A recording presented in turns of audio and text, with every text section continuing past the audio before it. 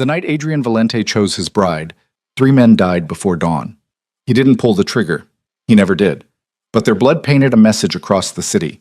Betrayal had a price, and he intended to collect. When the Mendez family thought they could trade a political marriage for power, they miscalculated. Adrian didn't negotiate. He conquered. Across the Atlantic, Elena Cruz stood in her family's crumbling estate, unaware that her brothers had just sold her freedom to save their own skins. She would fight, she would rage, but she would come to him anyway, because in Adrian's world, defiance only made the prize sweeter. Before we begin this story of power, obsession, and the dangerous line between hatred and desire, I invite you to stay until the very end. If this tale captivates you, please hit that like button and comment with your city below.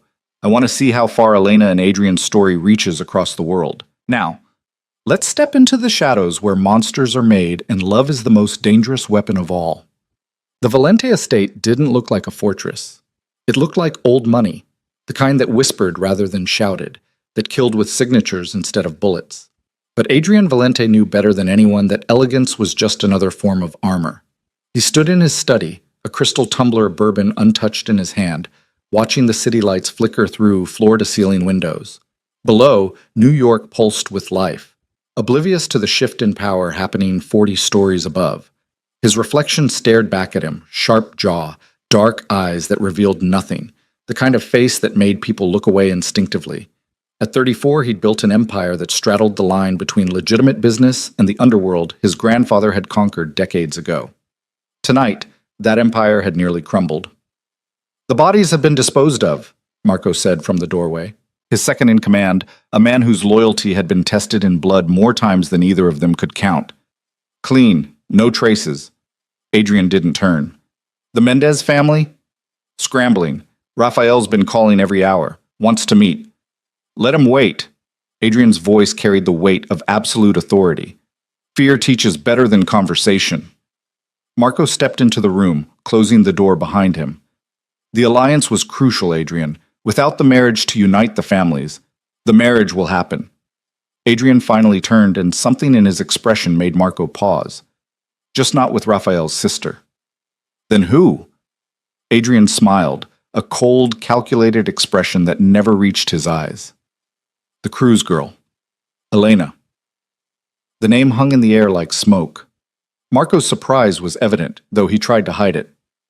"The Cruz family is barely holding on. What leverage do they? Her brothers are desperate. Desperate men make useful allies." Adrian moved to his desk, pulling out a file thick with intelligence reports. "Mateo and Santiago Cruz have been running their family business into the ground for 3 years. They're drowning in debt to the Bratva, the Triads, and half the loan sharks in Miami. They need protection. And you need a wife who comes from their world but brings no real power to challenge you," Marco said, understanding dawning. "Exactly." Adrian opened the file, revealing photographs of Elena Cruz. She was beautiful in a way that seemed almost defiant. Dark hair that fell in waves past her shoulders, eyes that looked directly at the camera with something between challenge and contempt. The images showed her at charity galas, art gallery openings, always slightly apart from the crowd. She's educated, speaks 4 languages, runs a legitimate import business that's actually profitable, unlike her brother's ventures. On paper, she's perfect. And off paper? Adrian studied one particular photograph, Elena at what looked like a family gathering, her smile not quite reaching her eyes as she stood between her brothers. Off paper, she's been trying to distance herself from her family for years, moved to Barcelona, built her own life. She won't come willingly. Then why choose her? The question was valid. Adrian could have any woman in New York with a phone call, models, actresses, socialites who understood the game and would play their part without complaint. But something in Elena's photograph spoke to him, a steel beneath the beauty, a refusal to simply exist as decoration. "Because the Mendez family betrayed me," Adrian said quietly, his voice dropping to a register that made Marco unconsciously straighten. "They promised unity and delivered treachery. Rafael thought he could leverage our alliance to make moves against me within 6 months. His sister Maria knew. Their father orchestrated it." "You have proof?" Adrian's smile was sharp as broken glass. "I have bodies. That's proof enough in our world." He closed the file with a decisive snap. The Mendez family wanted to use marriage as a weapon. So will I. But I'll forge my own alloy. The Cruz brothers get protection, their debts cleared, and legitimacy through connection to my empire. I get a wife with no divided loyalties and send a message to every family from here to Sicily. Cross me, and I'll take everything you thought was yours. Marco nodded slowly. When do we approach them? We don't. Adrian moved back to the window, watching an ambulance weave through traffic below, its lights silent from this height. We let them come to us. Santiago Cruz is 3 weeks from defaulting on a loan that will cost him his kneecaps if he's lucky, his life if he's not. When he's desperate enough, when he's exhausted every other option, someone will whisper my name. Someone will suggest the unthinkable, that Adrian Valente might be interested in an arrangement. And if Elena refuses? Adrian's reflection in the glass showed no emotion. Her refusal is already priced in. She'll fight, she'll rage, she'll hate me with every fiber of her being. He paused, something almost like anticipation flickering in his chest. That's precisely the point. I don't need another empty socialite who sees me as a meal ticket. I need someone strong enough to stand beside me when the next war comes. And it will come, Marco. The Mendez family won't accept this insult quietly. You're courting war to prevent war? I'm courting dominance. Adrian turned, his eyes hard. In 3 months, I want every family in North America to understand that challenging me doesn't just fail. It costs you everything you value most. Rafael Mendez was going to marry his way into my empire. Instead, I'll marry the woman meant for him and make him watch from the ashes of his ambitions. The cruelty of it was elegant in its simplicity, personal enough to wound, strategic enough to strengthen his position. Marco had been with Adrian long enough to recognize the calculation behind every decision, but this felt different, more personal, more dangerous. You know the girl could become a liability, Marco said carefully. If she truly hates you, if she finds allies, then I'll have underestimated her, and I'll deal with the consequences. Adrian's tone suggested the conversation was ending. But I don't think I have. Elena Cruz has spent years trying to escape her family's shadow. She built something real in Barcelona, small, but hers. She values independence above everything else. Taking that from her will hurt more than any physical cage could. That's the point? To hurt her? Adrian considered the question longer than Marco expected. The point is to forge something stronger than mere alliance. Fear, respect, even hatred. These are bonds that don't break easily. They're honest, clean. Love makes people weak, makes them vulnerable. But a partnership built on clear-eyed understanding of power? That's unbreakable. What Adrian didn't say, what he barely admitted to himself as he stared at Elena's photograph one more time before closing it in his desk drawer, was that something about her defiant gaze called to a part of him he'd buried years ago. The part that remembered being 17 and powerless, watching his father die from a betrayal he couldn't prevent. The part that understood what it meant to be caged by family, by expectation, by a world that saw you as a piece to be moved rather than a person with agency. He crushed that sentiment before it could fully form. Sentiment was weakness.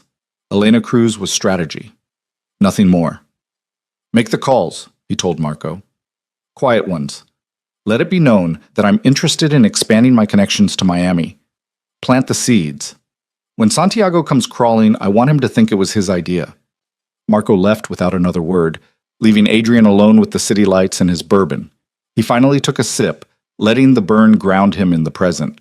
Somewhere across the Atlantic, Elena Cruz was living her last days of freedom. She didn't know it yet, but her life had just been bought and sold in a conversation she wasn't part of. Adrian wondered if she would thank him eventually for freeing her from the slow death of her brother's failures, for giving her a position of power even if it came wrapped in chains. Probably not. Good. He didn't want gratitude. He wanted fire that wouldn't extinguish under pressure. The city below continued its oblivious dance. In 48 hours, 3 families would understand that the balance of power had shifted irrevocably. In 2 weeks, Santiago Cruz would make a phone call that would seal his sister's fate. And in 1 month, Elena Cruz would stand in this very room and look at Adrian Valente with murder in her eyes. He was counting on it. 3 weeks later, Barcelona, Spain. Elena Cruz stood in her gallery, sunlight streaming through the converted warehouse's industrial windows, and felt genuinely happy for the first time in months. The space smelled of fresh paint and possibility. White walls waiting for the emerging artists she'd been cultivating, polished concrete floors that echoed with potential rather than emptiness. The installation pieces should arrive tomorrow, her assistant, Sophia said, checking her tablet. And we have confirmations from all three of the artists you wanted for the opening. This is really happening, Elena. It was really happening. After 3 years of building her import business to the point of stability, Elena had finally saved enough to pursue her actual passion, creating a space for Latin American artists who struggled to break into European markets. The gallery wasn't large, wasn't in the most fashionable district, but it was hers. Every euro she'd invested came from her own work, untainted by her family's increasingly questionable business dealings. Her phone buzzed. Matteo. Again. Elena ignored it, as she'd been ignoring her older brother's calls for the past week. Whatever crisis had befallen the Cruz family empire this time, she wasn't interested.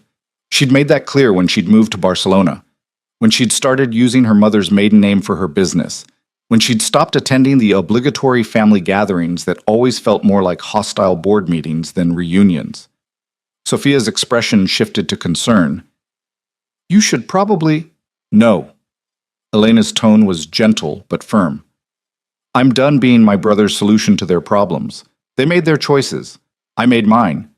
But the phone kept buzzing, and when it finally stopped, it started again immediately, then again. The insistence of it sent a chill down Elena's spine, some instinct inherited from her father. The one who'd built the Cruz empire before Matteo and Santiago had started dismantling it through arrogance and poor decisions. I'll be right back, Elena said, stepping into her office and closing the door. She answered on the next ring. Matteo, I'm working. Thank God. Her brother's voice was ragged, desperate in a way that made Elena's stomach clench. Elena, I need you to listen, please. Just listen. What happened? Despite everything, despite the distance she'd tried to create, family was still family, and Matteo sounded genuinely terrified. It's Santiago. He took a loan, a big one, from people who don't negotiate payment plans.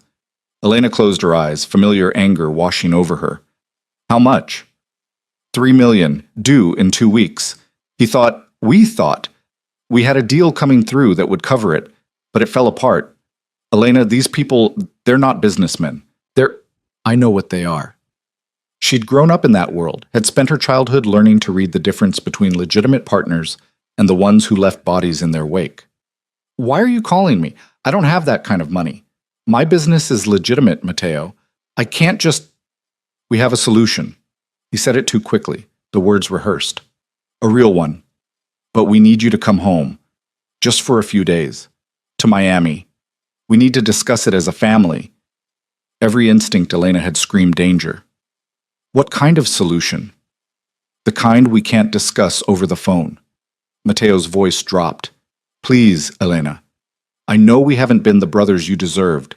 I know we've made mistakes, but Santiago's life is on the line. Literally. These people will kill him. They'll kill all of us. Please. Elena stared at the gallery visible through her office window. Her dream made concrete, her escape made real. Going back to Miami, even for a few days, felt like regression, like surrendering ground she'd fought for. But Santiago, for all his flaws, was still her baby brother. 5 years younger, always the one who'd tried to make her smile during their father's rages, who'd snuck her books when their father had declared literature a waste of time for a girl who should focus on being marriageable. 3 days, she said finally. I'll give you 3 days. But Matteo, if this solution involves me marrying some associate or playing hostess to criminals, I'm walking away. Do you understand? I'm done with that life. I understand. But there was something in his voice, relief mixed with guilt, that made her wonder what she'd just agreed to. Thank you, Elena. I'll send the plane. You'll be safe. I promise. The call ended, leaving Elena staring at her reflection in the office window. Dark eyes that looked too much like her father's stared back, full of doubt and determination in equal measure. She'd sworn she was done with Miami, done with the Cruz family business, done with the world where women were assets to be managed rather than people with agency. But family was a chain that never fully broke, no matter how far you ran. Elena booked Sophia to manage the gallery in her absence, packed a small bag with clothes appropriate for Miami's humidity and her family's expectations, and tried to ignore the growing dread in her chest. 3 days. She would listen to whatever desperate plan her brothers had concocted, explain calmly why she couldn't help, and return to Barcelona with her conscience clear. The universe, she would learn, had other plans. Miami, the Cruz estate. The house Elena had grown up in looked smaller than she remembered. Or perhaps she'd just grown larger, more herself, less the frightened girl who'd walk these halls trying to be invisible. The Spanish colonial architecture seemed dated now, the grandeur faded at the edges like old photographs. Mateo met her at the door. Her oldest brother looked like he'd aged a decade in the 3 years since she'd seen him. New lines around his eyes, gray threading through his dark hair. He tried to hug her, but Elena kept it brief, professional. "Where's Santiago?" she asked. "Inside, with our guest." Mateo's expression was carefully neutral. "Elena, before you see him, I need you to understand—" "Who's here, Mateo?" He opened his mouth, closed it, then simply gestured toward the study. "It's better if you hear it from all of us." The dread that had been building since Barcelona crystallized into certainty.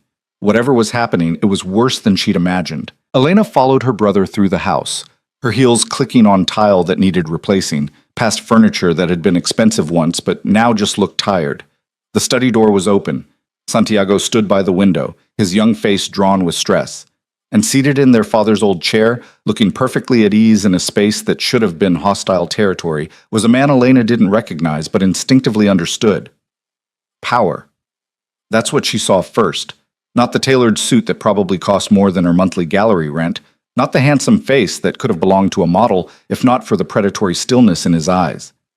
Just power, concentrated and controlled, wrapped in human form. "Elena." Santiago moved toward her, but she held up a hand, stopping him. Her eyes never left the stranger. "Who are you?"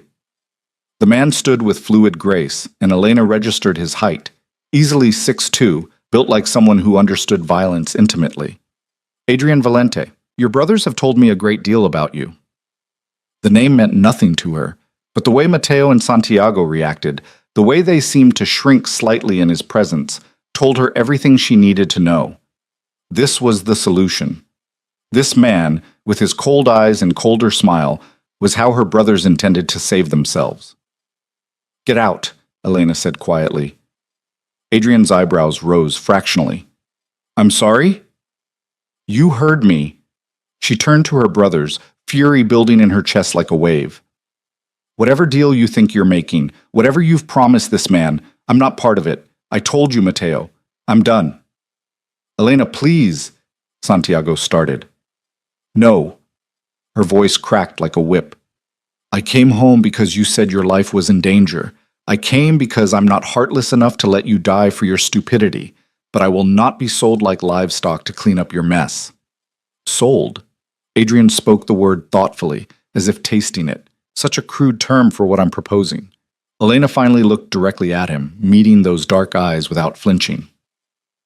"And what exactly are you proposing, Mr. Valente?" "A marriage."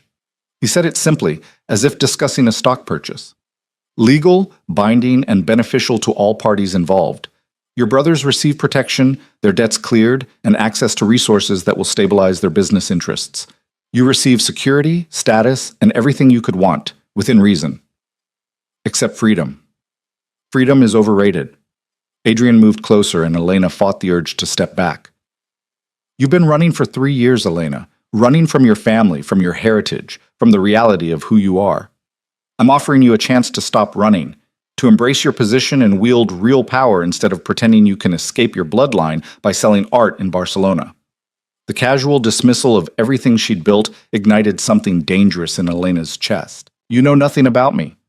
I know you're 28 years old and still trying to prove something to a dead father who never valued you anyway." Adrian's voice was clinical, precise. "I know you speak Spanish, English, Portuguese, and French. I know you graduated top of your class in art history and business, that you could have worked anywhere but chose the smallest possible stage because you were afraid of being consumed by something larger. I know you're brave enough to defy your family, but not brave enough to truly leave them behind. Otherwise, you wouldn't be here right now." Each word landed like a blade. Elena felt stripped bare, exposed. "How dare you?" "I dare because I own the truth."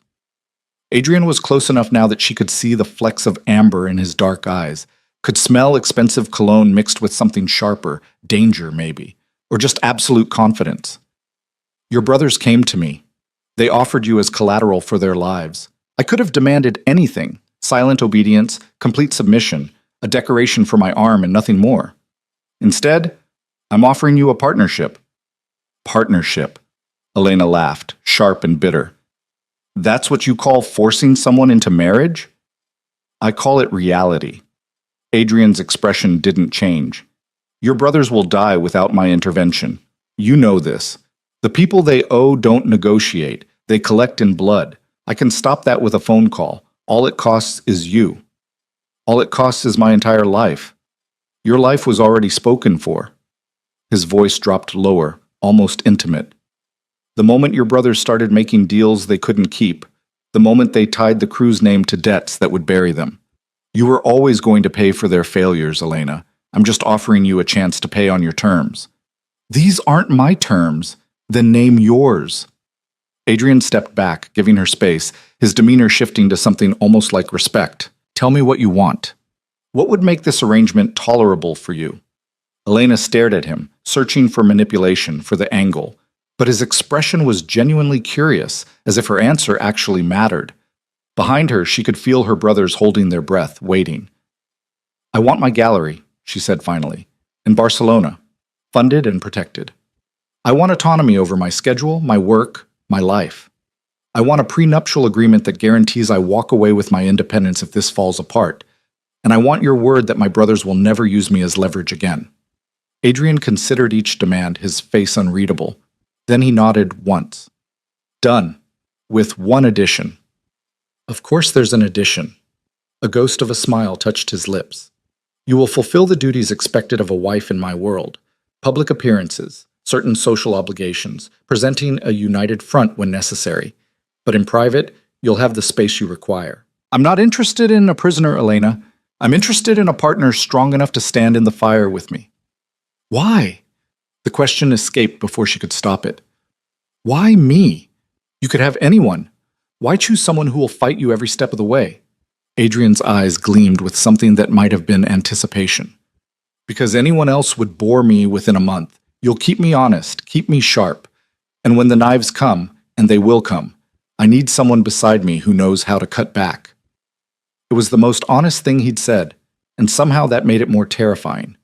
This wasn't about love or even desire. This was about strategy, about finding the right weapon for the right war. And Adrian Valente had decided Elena was that weapon. She turned to her brothers, seeing them clearly for perhaps the first time. Mateo wouldn't meet her eyes. Santiago looked like he might cry. They had sold her, not out of malice, but out of desperation, and the same selfishness that had defined their choices for years. I hate you both, she said quietly, for putting me in this position, for making me choose between my freedom and your lives. I will never forgive this. Elena, Mateo started, but I'll do it. She cut him off, her voice steady despite the trembling in her hands. I'll marry him. I'll save you one last time, and then you will never ask me for anything again. Do you understand? I'm done being your solution. The relief on their faces was almost nauseating. Elena looked back at Adrian, who watched the entire exchange with clinical interest, as if studying a specimen. I'll need everything in writing, she told him.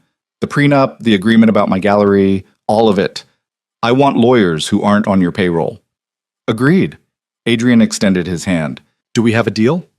Elena stared at his hand, strong, scarred across the knuckles, belonging to a man who'd built an empire on violence and strategy. Taking it meant surrendering the life she'd carefully constructed. Refusing it meant watching her brothers die and living with that choice forever. She took his hand. His grip was firm, warm, and somehow felt like a shackle closing around her wrist. We have a deal, she said. But understand this, Mr. Valente. I will never be yours. Not really. You can have my name, my presence, whatever public show you require, but you will never have me. Adrian's smile was slow, dangerous, and somehow appreciative. We'll see, Elena Cruz. We'll see. As their hands remained clasped, sealed in an agreement neither of them could fully understand the consequences of yet, Elena felt the future crystallize. This wasn't a fairy tale. There would be no rescue, no magical escape. This was a transaction that would bind her to a man who viewed human beings as chess pieces and power as the only currency that mattered. But if Adrian Valente thought she would simply surrender to her fate, he was about to learn exactly how wrong he'd been about who he was dealing with. The war between them had just begun. The flight to New York happened so quickly that Elena barely had time to process what she'd agreed to. One moment she was standing in her family's study, her hand still warm from Adrian's grip, and the next she was being ushered into a private car, then onto a jet that made her brother's occasional chartered flights look like budget airlines. Adrian sat across from her in the cabin, working on a laptop as if he hadn't just acquired a wife through what amounted to a business transaction. Elena watched him, studying the man who would legally own her in less than a week. His focus was absolute, eyes scanning documents, fingers moving across the keyboard with practiced efficiency. He hadn't spoken to her since they'd left Miami, hadn't acknowledged her presence beyond a brief gesture toward the seat she now occupied. "Do you always ignore the people you've just coerced into marriage?" Elena asked finally, unable to bear the silence any longer. Adrian's eyes lifted from the screen, and she saw a flicker of amusement there. "I'm working. You're free to do the same, or sleep, or drink. There's a full bar. You're not a prisoner, Elena. Aren't I?" "No." He closed the laptop with a soft click. "A prisoner has no choices. You made yours. Now you're living with the consequences, just like everyone else in the world." Elena leaned forward, anger giving her courage. "You manipulated the situation. You knew exactly what pressure points to exploit." "Yes." Adrian didn't even pretend to deny it. "That's what intelligent people do. They assess a situation, identify leverage, and use it to achieve their objectives. You would have done the same in my position." "I would never, wouldn't you?" He tilted his head, studying her with those unsettling dark eyes. "If someone threatened your gallery, threatened everything you'd built, and you had the power to stop them by making a strategic alliance, you're telling me you wouldn't consider it?" Elena opened her mouth to argue, then closed it. Because he was right, and they both knew it. She would have fought with everything she had to protect what mattered to her. Adrian had simply fought with more resources and fewer scruples. "The difference," she said carefully, "is that I wouldn't pretend it was anything other than what it is. You talk about partnership and standing in fire together, but we both know this is about control, about you winning whatever game you're playing with the people who crossed you." Something shifted in Adrian's expression, not quite approval, but close. "You're smarter than your brothers gave you credit for. Yes, this serves my purposes beyond simply acquiring a wife. The Mendez family thought they could outmaneuver me. Taking you sends a message about the price of betrayal." "So I'm a message." Elena's voice was flat, empty. "A statement written in someone else's life." "You're a lot of things." Adrian stood, moving to the bar and pouring 2 glasses of wine without asking if she wanted one. "A message, yes, but also a legitimate partner in building something larger than either of us individually. The families that matter will see our union as a consolidation of power between New York and Miami. They'll have to recalculate their positions, their alliances. That creates opportunities." He handed her a glass. Elena took it but didn't drink, watching as he settled into the seat beside her instead of across from her. Close enough that she could feel the heat of him, smell that expensive cologne mixed with something else. Leather, maybe, or just the scent of controlled danger. "And what do I get from these opportunities?" she asked. "Besides the gallery you've already agreed to fund. Access." Adrian swirled his wine, eyes distant, as if seeing possibilities she couldn't yet imagine. "You think you know the art world, Elena? You've been playing in the shallow end. The real collectors, the ones who shape culture and move markets, they exist in circles you couldn't touch from Barcelona. But as my wife, you'll have access to private collections that would make your gallery artists weep. You'll have the resources to do more than showcase emerging talent. You'll have the power to make or break careers." Elena hated that the offer tempted her, hated that part of her brain was already calculating what she could accomplish with that kind of access, that level of legitimacy. "And all it costs is my soul." "Your soul was already compromised the moment you were born a Cruz." Adrian's voice was matter-of-fact, not cruel. "You can pretend you escaped that by running to Europe, by using your mother's name. But blood doesn't wash off that easily. I'm not corrupting you, Elena. I'm just being honest about what you already are." "And what am I?" He turned to look at her fully, and the intensity of his gaze made her breath catch. A woman who understands that power and morality rarely occupy the same space. A woman who's been pretending to be softer than she is because that's what the world told her to be. You want to know what I see when I look at you? Elena wasn't sure she did, but she nodded anyway. I see someone who's been caged by expectations. Your father's, your brother's, society's. Someone who built a smaller life than she was capable of because anything larger felt like becoming the thing she hated. Adrian set his wine down, his attention completely focused on her. But you can't cage fire forever, Elena. Eventually it burns through whatever's containing it. I'm offering you a bigger cage, one with room to breathe, to grow, to become what you could have been if you'd been born into a different family. That's not freedom. No, he agreed, but it's more freedom than you had, and significantly more than you would have had if I'd left your brothers to their fate. The truth of it settled over Elena like a weight. She had never been free, not really. Even in Barcelona, she'd been running from something rather than running toward anything. Her gallery, her carefully constructed independence, it had all been an elaborate denial of the fundamental reality that she was still her father's daughter, still connected to a world where debts were paid in blood and family ties were chains you wore until death. When is the wedding? She asked finally, surrendering to the inevitable. 4 days. Small ceremony, immediate family only. I see no reason to make a spectacle of it. 4 days. Elena laughed, sharp and bitter. Most people get months to plan a wedding. Most people are marrying for love. We're marrying for survival and strategy. The timeline is irrelevant. Adrian paused, then added with something that might have been consideration. If there are specific things you want, flowers, music, whatever matters to brides, I can arrange them. Within reason. How generous. But Elena found herself considering it anyway. If she was going to be forced into this, she could at least control the aesthetics. White roses. Classical guitar, not organ. And I want the ceremony in English and Spanish both. If I'm representing the Cruz family in this transaction, I want that acknowledged. Adrian nodded, pulling out his phone and typing notes. Done. Anything else? My dress. I choose it. No input from you or anyone else. I wouldn't dream of interfering with a woman's wedding dress. There was something almost like humor in his voice. Though I should mention the budget is effectively unlimited. Don't restrict yourself based on price. Elena stared at him, trying to reconcile the man who spoke so casually about unlimited budgets with the man who had essentially purchased her from her brothers. Do you actually care what I wear? I care that you look like you belong at my side. Adrian met her eyes directly. Aesthetics matter in our world, Elena. They communicate power, confidence, legitimacy. You could show up in burlap and I'd still marry you, but you'd be doing yourself a disservice. These people will judge you on appearance first, substance second. Give them nothing to criticize. It was practical advice, delivered without condescension. Elena realized with some surprise that Adrian seemed to actually want her to succeed in her new role, even if his motivations were entirely selfish. A weak wife would reflect poorly on him. A strong one, even one who hated him, would enhance his position. I'll need a credit card, she said, and access to designers in New York. I assume we're staying there. My penthouse, 62nd floor, Central Park views. You'll have your own suite until after the wedding. He pulled a black credit card from his wallet and handed it to her. No limit.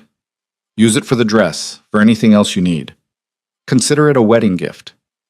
Elena took the card, feeling the weight of it. Heavy metal, her name already embossed on it.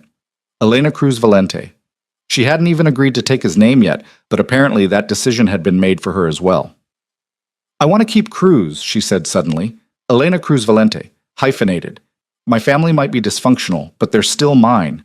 I won't erase them completely. Adrian considered this, and she braced for an argument, but he just shrugged. Acceptable. It actually reinforces the alliance narrative. Use whichever name suits the situation. The ease of his agreement surprised her. Elena had expected more fight, more demands for complete submission. Instead, Adrian seemed content to give ground on things that didn't directly threaten his control. It was a strategy, she realized. Let her win small battles so she'd be more compliant on larger ones. I won't share your bed, she said, testing how far his flexibility extended. Adrian's expression didn't change. After the wedding, we'll maintain the appearance of a normal marriage publicly. What happens privately is negotiable. I'm not interested in forcing intimacy where none exists. Then why marry at all? You could have just paid off my brother's debts, demanded loyalty some other way. Because marriage is binding in ways that simple agreements aren't. Adrian leaned back, studying her like she was a puzzle to be solved. It creates legal entanglements, shared interests, a public commitment that's difficult to break without consequences. Your brothers could have betrayed a business arrangement. They're significantly less likely to betray a blood connection through their sister. So I'm collateral. Your insurance. His correction was precise. There's a difference. Collateral gets used up and discarded. Insurance protects both parties as long as the agreement holds. Elena wanted to argue, to find the flaw in his logic, but she couldn't.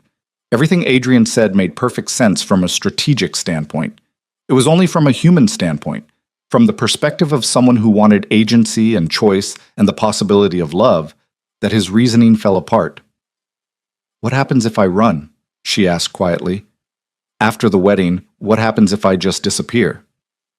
Adrian's eyes went cold, and for the first time since they'd met, Elena saw the full weight of the man beneath the civilized surface. "Then our agreement becomes void. Your brother's protection evaporates.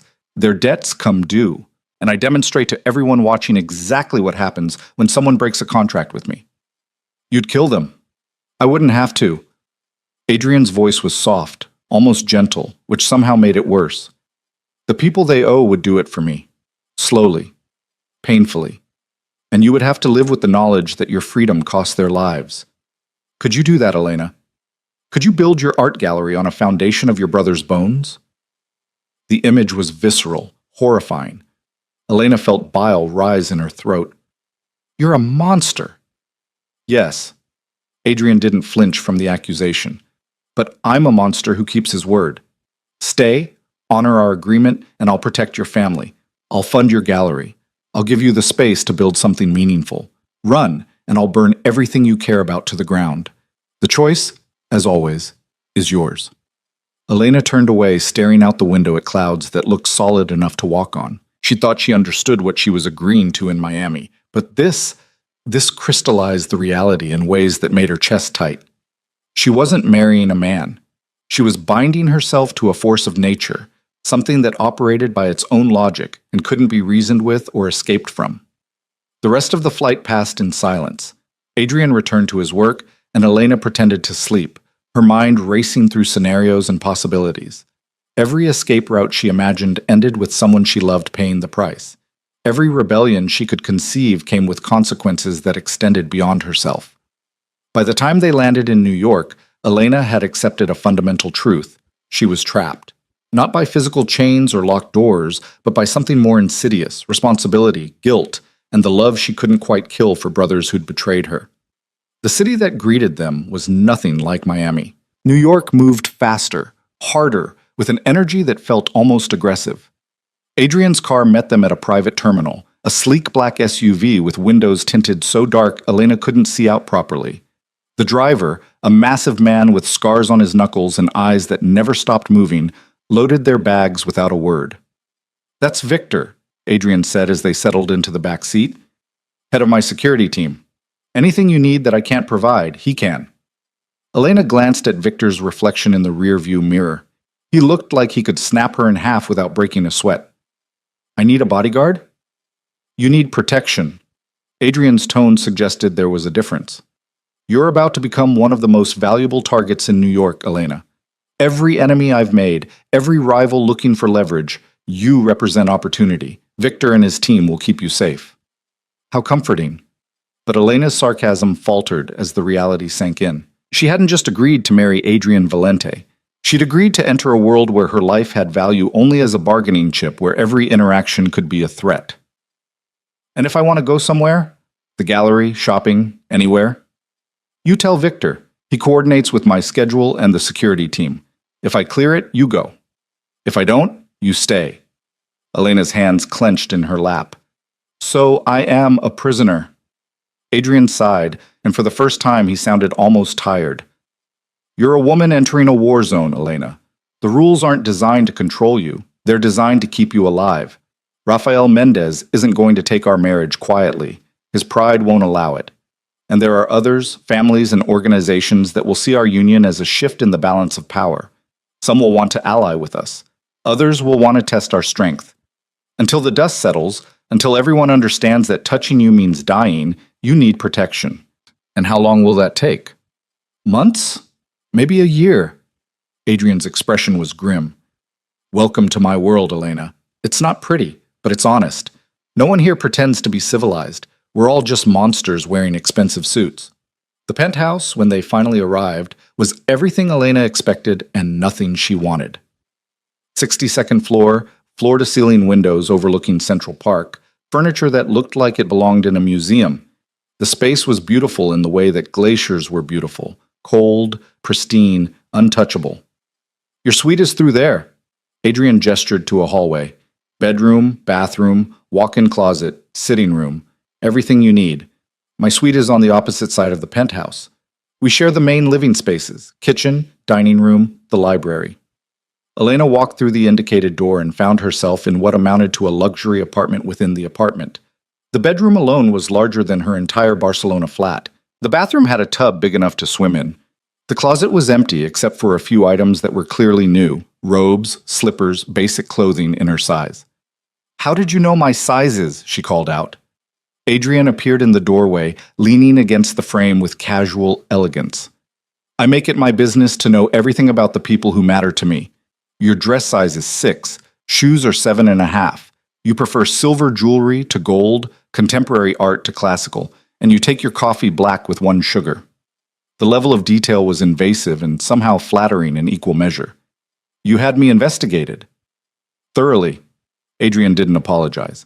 "I don't make billion-dollar decisions without research. And make no mistake, you're an investment. I needed to know what I was acquiring." "I'm not a company you bought." "No." His eyes traveled over her, assessing in a way that made her skin prickle. "You're significantly more complicated than a company, and potentially more valuable if you play your role correctly." Elena turned away, examining the closet because it was easier than looking at him. "When do I meet your family?" "You don't." The flatness in his voice made her turn back. "My father is dead. My mother lives in Italy and we don't speak. I have a younger sister, Sophia, but she's not involved in the business. This marriage is about my interests, not family approval." There was a story there, pain buried deep beneath the clinical detachment. Elena filed it away, a small crack in the armor she might be able to exploit later. "So no one will object to you marrying a stranger?" "The people whose opinions matter already know. Marco, my second, approves of the strategic value. The board of my legitimate businesses will see it as positive networking. And the families who operate in the shadows?" Adrian smiled without warmth. "They'll understand exactly what this marriage means, and they'll adjust their positions accordingly." A phone buzzed. Adrian pulled it out, read something that made his jaw tighten. "I need to handle something. Victor will be outside if you need anything. Don't leave the penthouse without him." "Where are you going?" "To remind someone why they should have stayed in their lane." Adrian was already moving toward the door. "I'll be back before dinner. We'll discuss the wedding details then." He was gone before Elena could respond, leaving her alone in a gilded cage 62 stories above a city that suddenly felt very hostile. She moved to the windows, looking down at Central Park spread out like a green sanctuary in the concrete jungle. People moved through it like ants, oblivious to the woman watching from above, trapped in luxury she'd never asked for. Elena pressed her palm against the glass, feeling the coolness of it, imagining she could feel the city's pulse through the barrier. 4 days until the wedding. 4 days until she legally bound herself to a man who saw her as strategy, as insurance, as investment. 4 days to figure out how to survive in a world where power was the only currency and love was a liability she couldn't afford. Her reflection stared back at her, dark hair, dark eyes, her mother's delicate features overlaid on her father's stubborn jawline. She looked like a woman on the edge of something, balanced between who she'd been and who she was being forced to become. "I won't break," she told her reflection. "Whatever he thinks he's bought, whatever game he thinks he's playing, I won't break." But even as she said it, Elena wondered if she was lying to herself. Because Adrian Valente didn't seem interested in breaking her. He seemed interested in something far more dangerous, transforming her into a weapon he could wield, forging her in the same fires that had made him. And the terrifying part, the The part Elena couldn't quite acknowledge yet was that some small piece of her wanted to see what she would become in those flames. Wanted to know if she was as strong as Adrian seemed to believe, or if she was just another woman who would shatter under pressure she'd never been built to withstand. The city sprawled beneath her, beautiful and brutal in the fading light. Somewhere out there, Rafael Mendez was plotting revenge. Somewhere, her brothers were breathing easier, bought and paid for by her sacrifice. And somewhere in this massive penthouse, Adrian Valente was making calls and moving pieces on a board she couldn't fully see yet. Elena turned from the window and began unpacking her small bag. Each item she placed in the cavernous closet, feeling like another admission of surrender. Tomorrow she would find a designer for her wedding dress. Tomorrow she would start learning the rules of Adrian's world. Tomorrow she would begin the process of becoming Elena Cruz Valente. But tonight, in the privacy of her borrowed suite, she allowed herself one moment of grief for the life she was leaving behind. For the gallery in Barcelona that would exist without her daily presence. For the freedom she'd fought so hard to claim. For the future she'd imagined that would never happen now. Tomorrow, she would be steel. But tonight, just for tonight, Elena let herself be fragile. The fragility didn't last long. Elena woke the next morning with the kind of clarity that only comes after a night spent wrestling with impossible choices.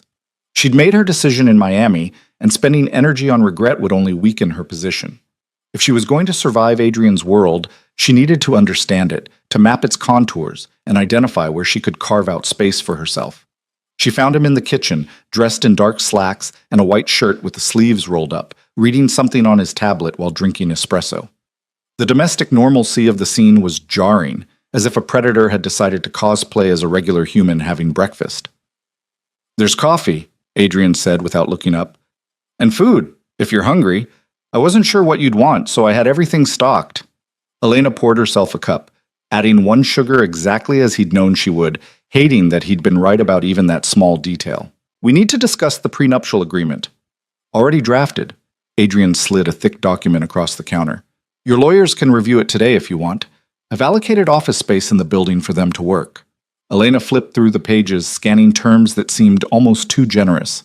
The gallery funding was outlined in detail, complete with operational budgets and expansion clauses. Her personal accounts would remain separate. In the event of divorce, she would receive a settlement substantial enough to ensure she never needed to rely on anyone again. "This is more than we agreed to," she said carefully, looking for the trap. "Consider it incentive." Adrian finally met her eyes. "The more successful you are, the stronger our alliance appears.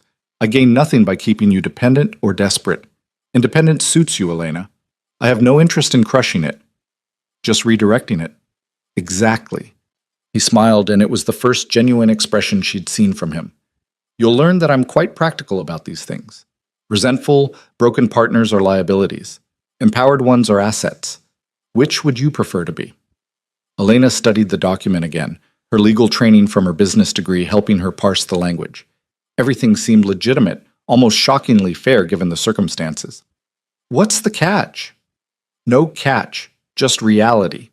Adrian stood, moving around the counter until he was close enough that she had to tilt her head back to maintain eye contact. "You honor the marriage publicly, you fulfill your obligations, and you get everything outlined in that contract. You betray me, you run, you do anything that damages my interests, and the agreement becomes void. Simple cause and effect." "You make it sound so reasonable." "It is reasonable." His hand came up, and Elena forced herself not to flinch as he tucked a strand of hair behind her ear. The gesture was oddly intimate, possessive. "I'm not your enemy, Elena. I'm the person standing between you and a world that would devour you without a second thought. The sooner you accept that, the easier this becomes." Elena stepped back, breaking the contact. "Don't touch me like that." "Like what?" "Like you have the right. Like this is real." Her voice was sharper than she intended. "We can pretend in public, but here, in private, I need boundaries. I need something that's still mine." Adrian considered this, his expression unreadable. Then he nodded slowly. "Fair enough. But Elena, those boundaries work both ways. You want space, I'll give it. But when I need you to play your role, when I need you standing beside me looking like you chose to be there, I expect perfection. Can you do that?" "I survived 28 years in a world that wanted me to be decorative and silent. I think I can manage to smile on command. Good. Adrian checked his watch, a sleek piece that probably cost more than most cars. I have meetings all day. Victor will take you wherever you need to go for the dress. I've arranged appointments at 3 design houses. Use whichever one you prefer, or all 3 if you can't decide. The wedding planner will contact you this afternoon about the ceremony details. You hired a wedding planner for a marriage neither of us wants. I hired a wedding planner because I don't have time to coordinate flowers and music, and neither do you. Adrian grabbed his jacket from the back of a chair. Like I said, Elena, aesthetics matter. This wedding will be photographed, discussed, analyzed. We give them nothing to criticize. He was gone before she could respond, leaving Elena alone with her coffee and a prenuptial agreement that was somehow more disturbing for being fair than it would have been if it were exploitative. She spent the next hour reading every clause, every subclause, looking for hidden traps. But Adrian had been honest. The agreement protected both of them, outlined expectations clearly, and provided her with genuine financial security. It was the security that bothered her most, because it meant Adrian expected this to last, expected her to settle into this role and make it real. The prenup wasn't designed for a short-term arrangement. It was structured for a lifetime. Victor knocked precisely at 9. Mrs. Valente, the car is ready?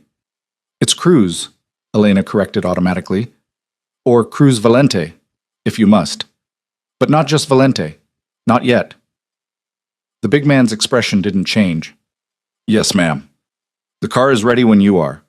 The first design house was in Soho, all exposed brick and avant-garde aesthetics. The designer, a rail-thin woman named Margot, descended on Elena like a predator who'd spotted wounded prey. Adrian called personally, Margot said, circling Elena with an assessing eye that missed nothing. He said you have exquisite taste and complete autonomy over the design. That's rare for his type of arrangement. Elena heard the judgment in her voice, the assumption that she was just another trophy being polished for display. What exactly do you think you know about our arrangement? Margot had the grace to look slightly embarrassed. I apologize, that was inappropriate. Let's focus on making you the most beautiful bride in New York, shall we? They spent 2 hours looking at designs, discussing fabrics and cuts, and the silhouette Elena wanted to project. Margot was talented, her sketches translating Elena's vague ideas into concrete possibilities. But something felt off, too modern, too aggressive. These were dresses designed to make statements, and Elena wasn't sure what statement she wanted to make yet. The second design house was in Midtown, more traditional, all white marble and hushed reverence. The designer, an older man named Sebastian, took one look at Elena and immediately began pulling dresses that were soft, romantic, absolutely wrong. No, Elena said, cutting him off mid-pitch about Chantilly lace. Nothing that makes me look fragile. Nothing that suggests I'm some delicate flower being protected. Sebastian frowned. But for a first wedding, most brides want... I'm not most brides. Elena's voice was flat. Show me something with structure, with strength. I need to look like I chose this, like I belong in Adrian Valente's world, not like I'm being absorbed into it. Understanding dawned in Sebastian's eyes. Ah, I see. Give me 15 minutes. He returned with a completely different selection, dresses with architectural elements, strong shoulders, clean lines. Better, but still not quite right. Elena was beginning to think she'd have to settle for something that was merely acceptable when Victor's phone buzzed. Third appointment is ready, ma'am, he said. Designer's name is Isabel Moreau. Mr. Valente said to save her for last. The third house was in the Diamond District, easy to miss if you weren't looking for it. The showroom was intimate, elegant without being ostentatious.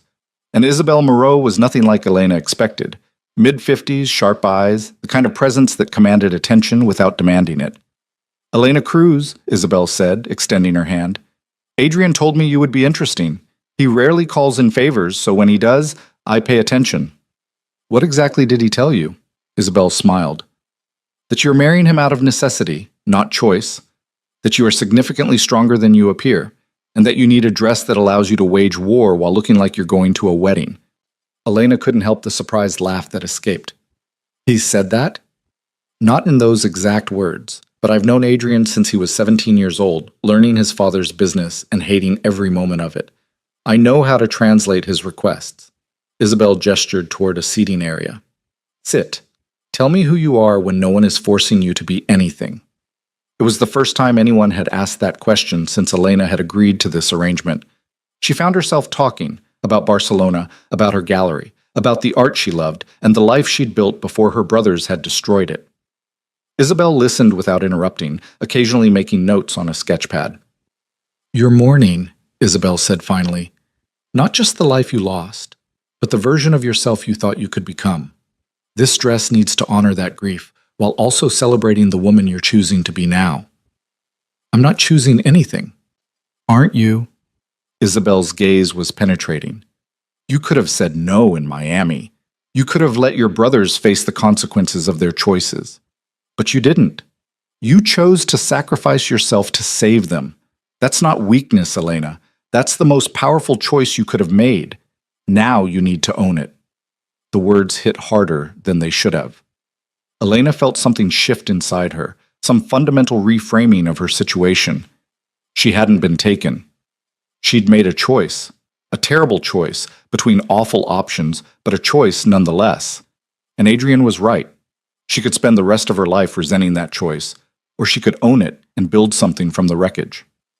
"Show me what you're thinking," Elena said quietly. Isabel flipped her sketchpad around. The dress she'd drawn was stunning. Elegant but architectural, with clean lines and a structured bodice that would make Elena look powerful rather than delicate. The fabric would be silk mikado, she explained, with hand-embroidered details that referenced both Spanish and Italian design elements. Strong shoulders, a defined waist, a skirt that moved like water but held its shape. "It's perfect," Elena breathed. "It's honest," Isabel corrected. "This is a dress for a woman going into battle wearing armor that looks like art.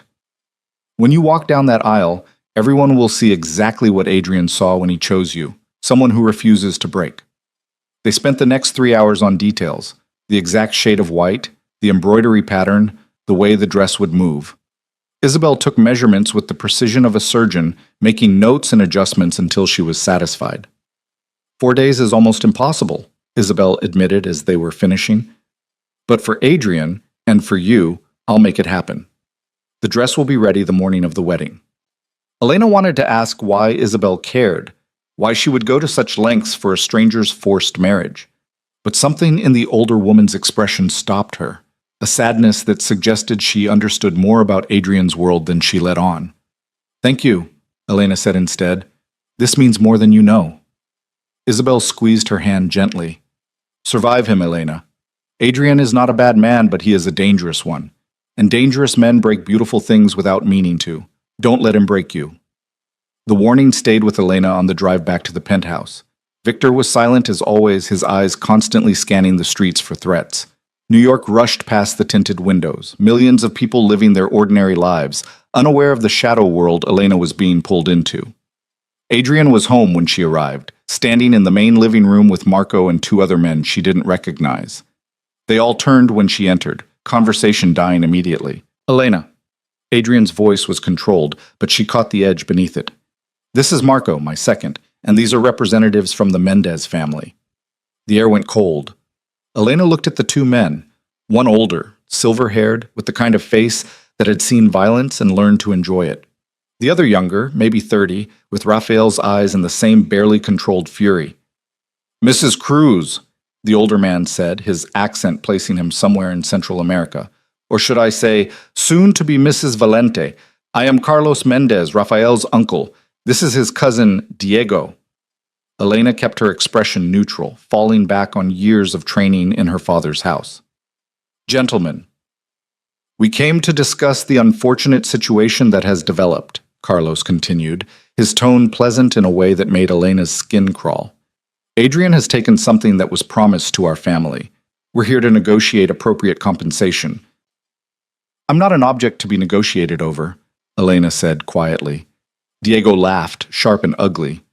"You're exactly that.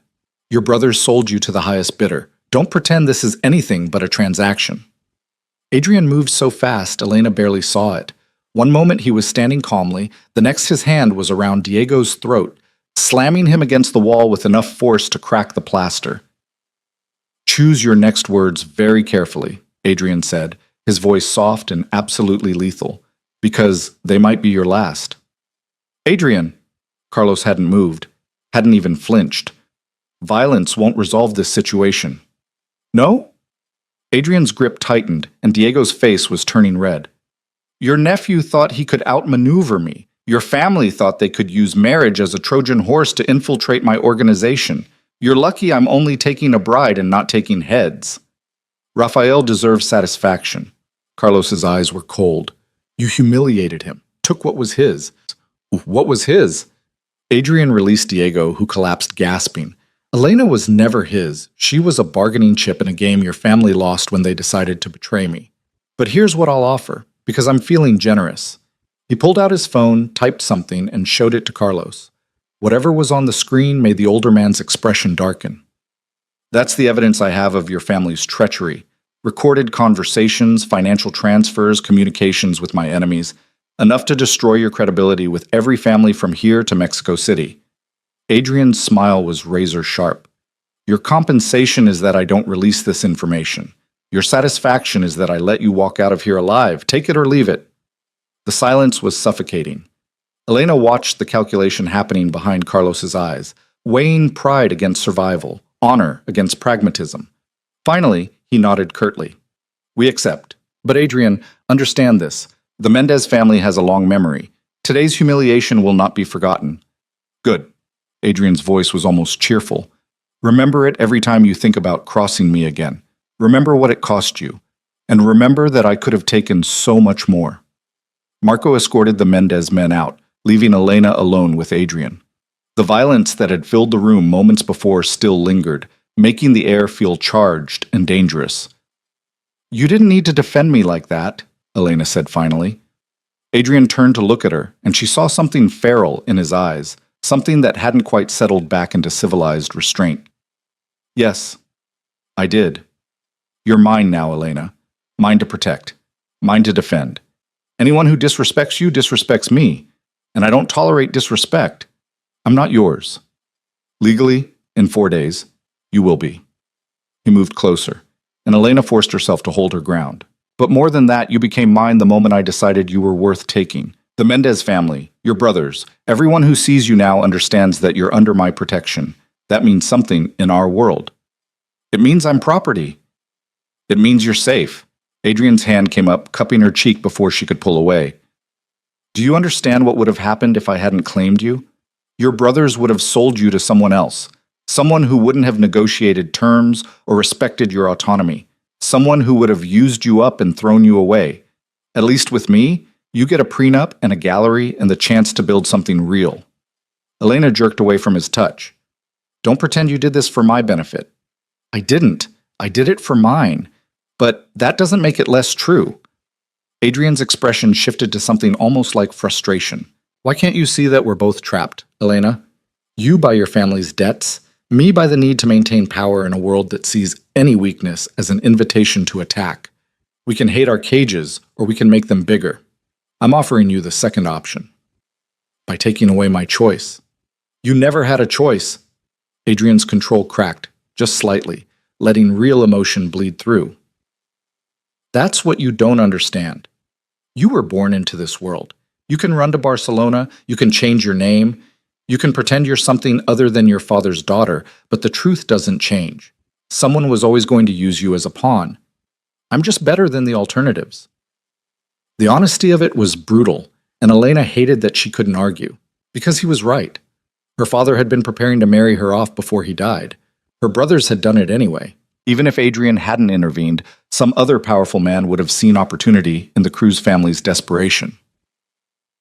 I found a dress, she said, changing the subject because she couldn't bear the weight of this truth anymore.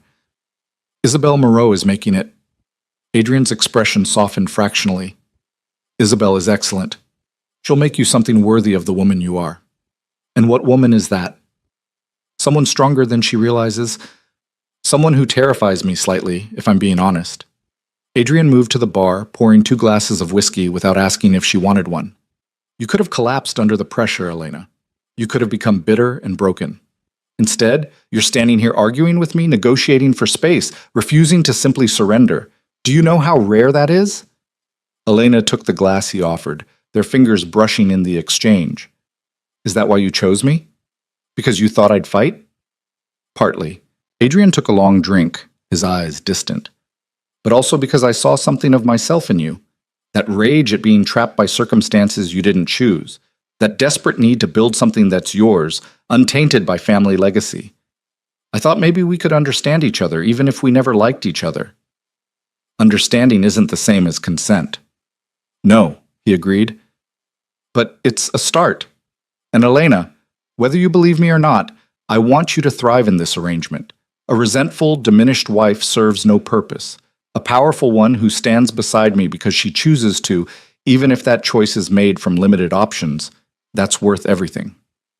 Elena studied him, trying to reconcile the man who just threatened to kill someone for insulting her with the man now speaking about wanting her to thrive. Adrian Valente was a contradiction wrapped in expensive suits and lethal capability, and she was beginning to realize that understanding him might be the key to surviving him. The wedding planner called, she said. Everything is arranged. White roses, classical guitar, bilingual ceremony exactly as I requested. Good. Adrian's phone buzzed and he glanced at it with a frown. I need to handle something. Will you be all right here? Where else would I go? The question hung between them, highlighting the fundamental truth of her situation. She could leave the penthouse, could technically go anywhere in the city, but without Adrian's protection, without his name and resources, she would be vulnerable in ways she was only beginning to understand. I'll be back for dinner, Adrian said, already moving toward the door. We should probably eat together, start getting used to appearing as a couple. He left before Elena could argue, and she found herself alone again in the massive penthouse. She wandered through the space, examining the art on the walls, real pieces, museum quality, chosen with care rather than just for investment value. Adrian had taste, she realized. Beneath the cold calculation was someone who appreciated beauty, who understood the power of visual expression. The library drew her in, walls lined floor to ceiling with books. Not just business texts or legal references, but fiction, philosophy, art history. Elena pulled out a volume on Baroque painting and found margin notes in handwriting she recognized from the prenup, Adrian's precise script, making observations and connections. She was still reading when he returned hours later, the sun having set without her noticing. Adrian paused in the library doorway, taking in the scene of her curled in his chair with his book. Finding anything interesting? He asked. Elena held up the volume. You have good taste, and better commentary. This observation about Caravaggio's use of shadow as metaphor is actually quite insightful. Careful, Elena. You almost sounded like you were complimenting me. I'm complimenting whoever wrote these notes. If that happens to be you, so be it. She set the book aside. You studied art? My mother insisted, said that men who only understood money became monsters. Adrian's expression turned distant. She was right, mostly, though studying art didn't prevent me from becoming what I am. And what are you? He met her eyes directly. A monster who appreciates beauty. A killer who understands the value of creation. Someone who exists in the space between civilization and savagery, trying to hold both in balance. The honesty was disarming. Elena found herself seeing Adrian differently, not just as the man who'd taken her freedom, but as someone equally trapped by circumstances and choices that predated both of them. Dinner? He offered, extending his hand. Elena hesitated, then took it. His grip was warm, steady, and for just a moment she let herself imagine that this could be something other than a strategic arrangement. That the man who loved Caravaggio and protected her from insults could be someone she might choose, given different circumstances. But circumstances were what they were. And in 3 days, Elena would walk down an aisle toward a future she couldn't quite see yet, bound to a man who saw her as investment and asset, and perhaps, underneath it all, as something almost like an equal. The thought should have terrified her. Instead, as they sat down to dinner and Adrian asked her opinion on the Barcelona art scene, Elena felt something she hadn't expected, curiosity about what they might become to each other, given time and the pressure of surviving in a world that wanted to destroy them both. It wasn't hope exactly, but it was something close enough to matter. The next 2 days passed in a blur of preparations that felt surreal in their normalcy. Wedding planners came and went, florists presented arrangements, musicians sent recordings for approval. Elena found herself making decisions about a ceremony that should have been joyful, but instead felt like choreographing her own elegant surrender. Adrian was absent more than present, handling what he vaguely referred to as business complications, with a tension in his shoulders that suggested the Mendez situation was far from resolved. But when he was there, during their now nightly dinners, something unexpected was developing between them. Not warmth exactly, but a kind of wary understanding. They talked about art, about the changing landscape of global power, about everything except the reality of what would happen after they spoke their vows. On the morning of the wedding, Elena woke to find a box on her sitting room table. Inside was a necklace, diamonds and sapphires arranged in a pattern that referenced both the Cruz family crest and something she didn't immediately recognize. The note was in Adrian's precise handwriting. "These sapphires belong to my grandmother. The diamonds I had added to honor your family. You don't have to wear it, but I wanted you to have something that represented both of us, not just me claiming you. The choice, as always, is yours." Elena held the necklace up to the light, watching it catch and fracture the morning sun into 1,000 brilliant shards. The craftsmanship was extraordinary, the design thoughtful in a way that suggested Adrian had spent actual time considering what would matter to her. It was a peace offering wrapped in precious metals, an acknowledgement that this marriage was destroying something she valued even as it created something new.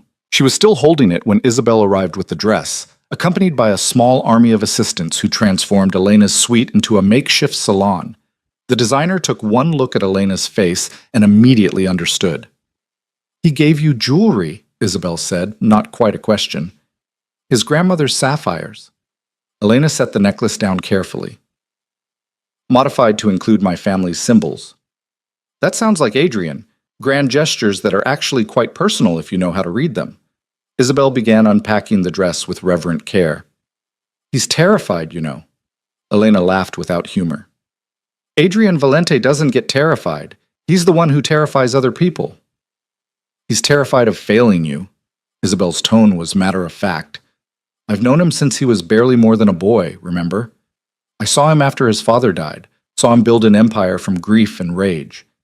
He's never let anyone close enough to fail. But you? You matter in a way that makes him vulnerable, and vulnerability is the one thing Adrian has spent his entire adult life avoiding. I'm a strategic acquisition. He said so himself." "Yes, he would say that." Isabel smiled sadly. "Because admitting that he chose you for reasons beyond strategy would mean acknowledging that he's human underneath all that armor, and Adrian stopped believing in his own humanity a long time ago." Before Elena could respond, the door opened and Sofia appeared, her assistant from Barcelona, looking completely out of place in the elegant penthouse suite. "Sofia?" Elena was on her feet immediately. "What are you doing here?" "Mr. Valente flew me in." Sofia's eyes were wide, taking in the opulence surrounding them. "He said you might want someone from your real life here today, someone who knows you as Elena Cruz, not Elena Valente." The thoughtfulness of it was almost painful. Elena felt her carefully constructed defenses crack slightly. Adrian kept doing this, kept showing glimpses of someone who saw her as a person rather than a possession, who understood what she was losing and tried in his own calculated way to soften the blow. "Help me with the dress," Elena said, because she couldn't afford to fall apart right now. "We have a wedding to get through." The dress was everything Isabel had promised. When Elena finally stood before the mirror, fully dressed with her hair swept up and minimal makeup that let her natural features speak, she barely recognized herself. The woman looking back wasn't the girl who'd fled to Barcelona or the daughter who'd been sold by her brothers. This woman looked like she could walk into a room full of dangerous men and emerge unscathed. This woman looked like she belonged beside Adrian Valente. "The necklace," Sofia said softly, holding it up. "It's perfect with the dress." Elena met Isabel's knowing gaze in the mirror. The designer nodded almost imperceptibly, confirming what Elena had already suspected. Adrian had seen the dress design, had commissioned the necklace specifically to complement it. Another grand gesture that was actually deeply personal. "Put it on," Elena said finally, surrendering to the inevitability of it all. The weight of it around her neck felt like both a claim and a promise. She touched the sapphires gently, thinking of Adrian's grandmother, wondering what kind of woman she'd been, whether she'd chosen her fate or had it chosen for her. The ceremony was being held in the penthouse itself, transformed by the wedding planner into something intimate and elegant. White roses everywhere, their scent heavy in the air. Classical guitar playing softly from speakers hidden throughout the space. The guest list was tiny. Marco and a few of Adrian's key associates, Mateo and Santiago looking uncomfortable in their formal wear, and a handful of people Elena didn't recognize but who radiated the same controlled danger that surrounded Adrian. Victor appeared at her door precisely on time. "Mr. Valente is ready when you are, ma'am." Elena took a final look at herself in the mirror. This was it. The moment where she stopped being just Elena Cruz and became something new, something she couldn't fully predict yet. She thought about running, about calling it off, about choosing her freedom over her brother's lives. But she'd already made that choice in Miami. Everything since then had just been learning to live with the consequences. "I'm ready," she said, though she wasn't sure if it was true. The walk from her suite to the main living room felt like miles. Sophia and Isabel followed at a discreet distance, witnesses to this strange ceremony. When Elena finally emerged into the transformed space, everyone turned to look, but she only saw Adrian. He stood at the far end of the room, backlit by floor-to-ceiling windows that framed Central Park like a painting. He'd chosen a dark suit that was somehow both modern and timeless, and when his eyes found hers, something flashed across his face too quickly for her to identify.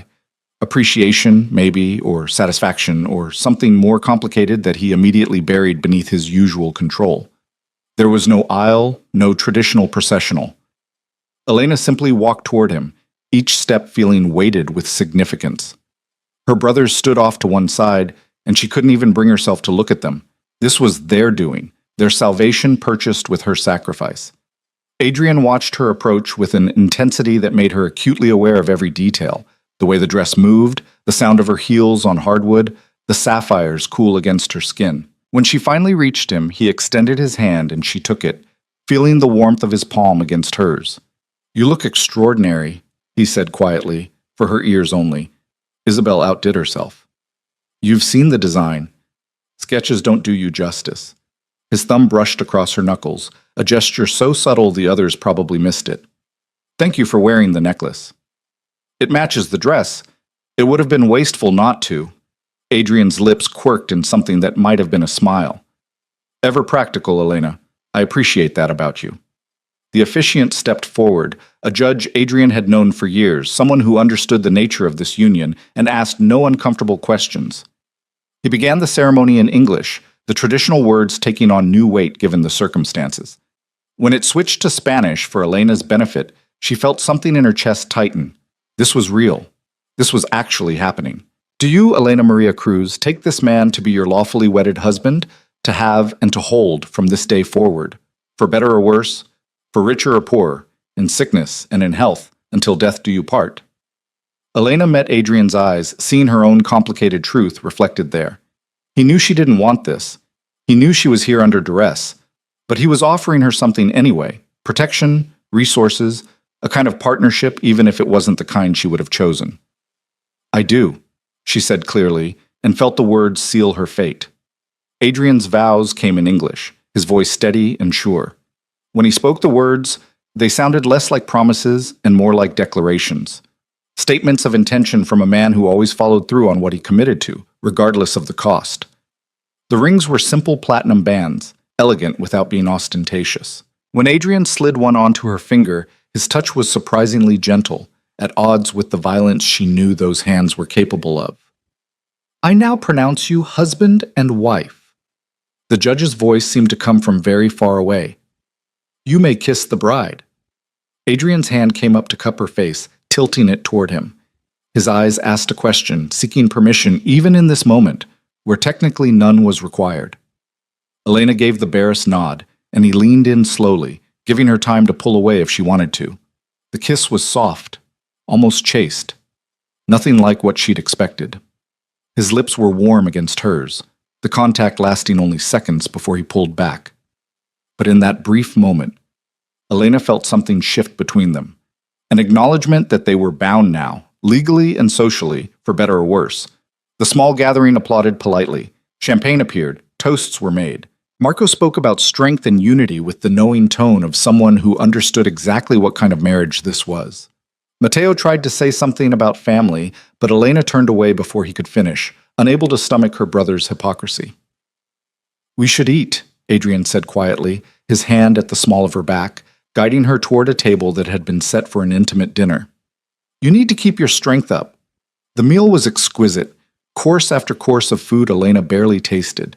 She smiled at the right moments, responded to conversation when required, played the role of happy bride with enough competence that no one who didn't know better would have suspected the truth.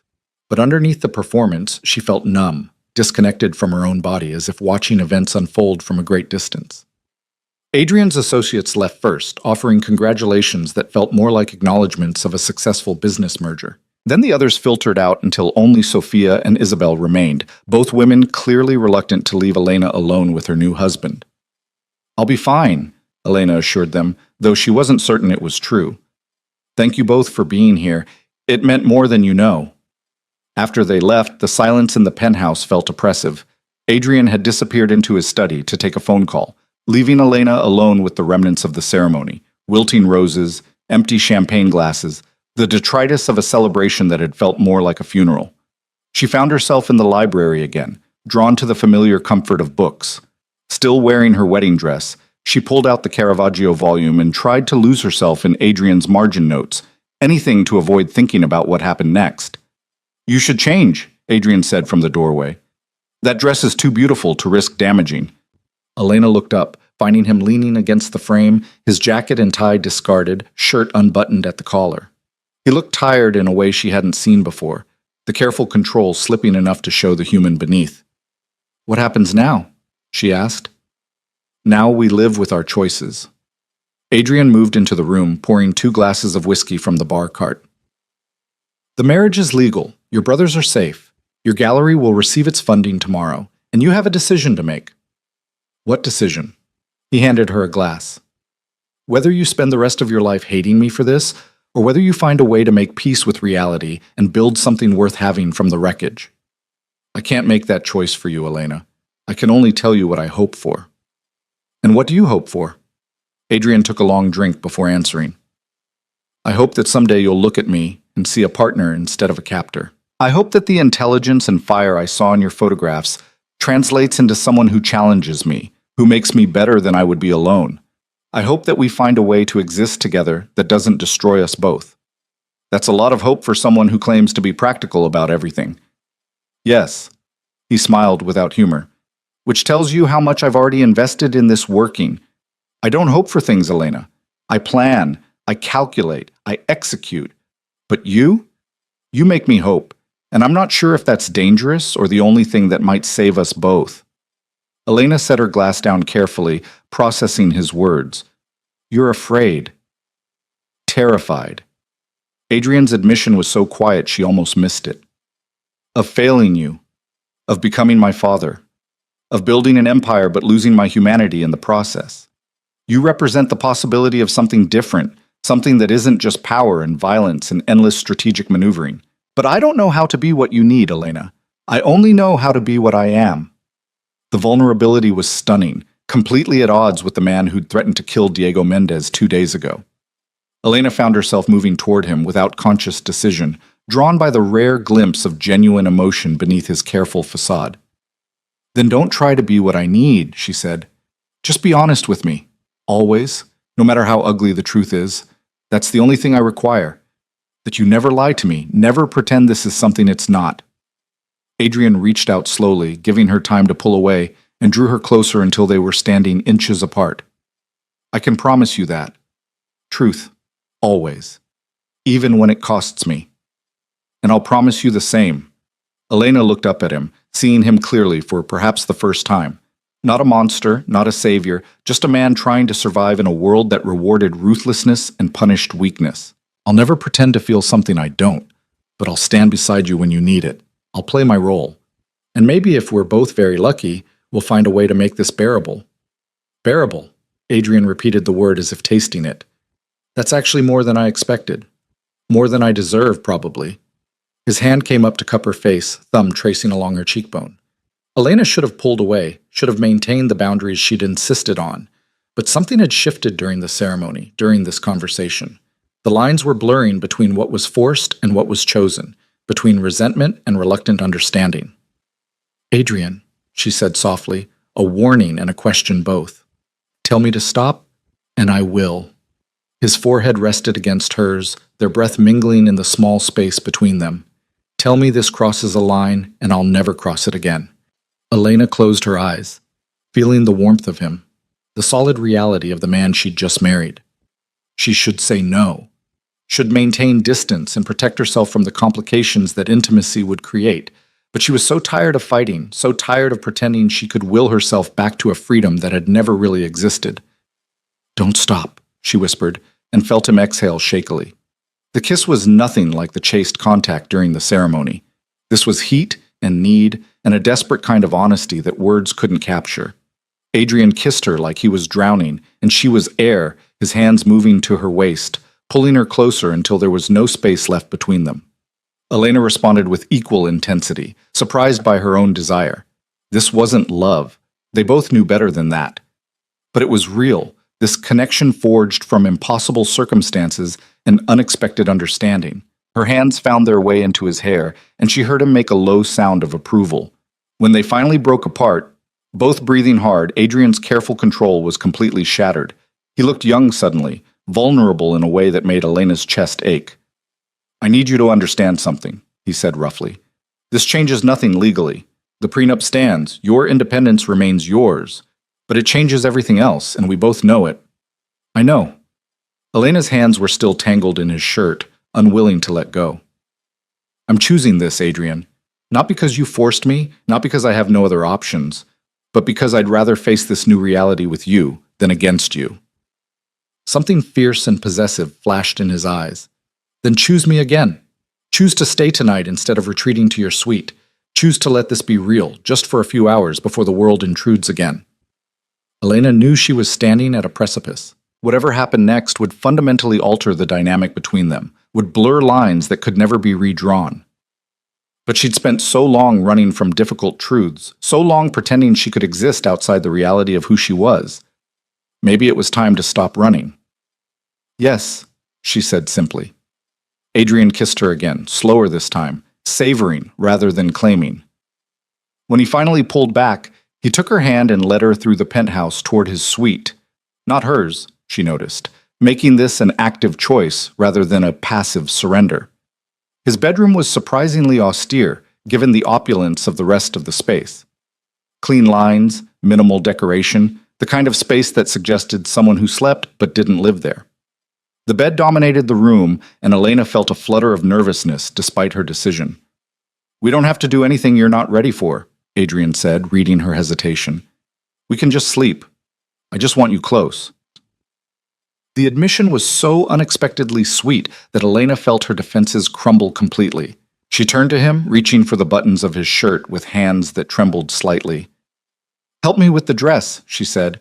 I can't reach the closures. Adrian's hands were steady as they worked the intricate fastenings Isabel had designed. The dress pooled at Elena's feet, leaving her in delicate undergarments that suddenly felt far too revealing. But when she looked at Adrian's face, she saw reverence there, not predation. You're beautiful, he said simply. I knew you would be, but knowing and seeing are different things. Elena reached for him, suddenly needing the contact, needing the reassurance that this was real and not just another strategic move. Adrian gathered her close, skin against skin, and she felt the tremor that ran through him. What followed was tender in a way that surprised them both. Adrian touched her like she was precious, like she might shatter if he wasn't careful. Elena responded with a passion she hadn't known she possessed, discovering that desire and emotion didn't require love to be powerful. Afterward, lying tangled together in sheets that smelled of expensive detergent and something uniquely Adrian, Elena felt something inside her shift fundamentally. This wasn't surrender. It was choosing to meet reality on her own terms, to find power and agency even in circumstances she hadn't chosen. Thank you, Adrian said quietly, his fingers tracing patterns on her bare shoulder. For giving me this. For choosing to stay. Don't make me regret it, Elena replied, but there was no heat in the warning. I'll spend the rest of my life trying not to. He pulled her closer, and Elena let herself relax into his warmth. Sleep, Elena. Tomorrow, the real work begins, learning how to be partners in a world that wants to destroy anything resembling genuine connection. Elena closed her eyes, feeling the steady rhythm of Adrian's heartbeat beneath her cheek. She'd married a dangerous man in a ceremony that should have felt like a death sentence. Instead, lying here in the darkness, she felt more alive than she had in years. It wasn't love. It might never be love, but it was real and honest and theirs. And for tonight, that was enough. Sleep claimed her gently, and for the first time since leaving Barcelona, Elena's dreams weren't haunted by the future she'd lost. Instead, they were full of possibilities she hadn't imagined. A gallery that spanned continents, art that changed conversations, and a partnership forged in fire that might just be strong enough to survive the wars that were coming. In the morning, she would wake up as Elena Cruz Valente, bound to a man who saw the world as a chessboard and people as pieces to be moved. But she would wake up clear-eyed and determined, ready to claim whatever power she could carve out from this impossible situation. The war between them hadn't ended. It had simply evolved into something more complex, more dangerous, and infinitely more interesting than either of them had anticipated.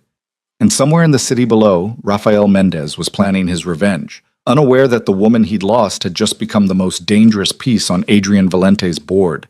The future was uncertain, violent, full of threats they couldn't yet see.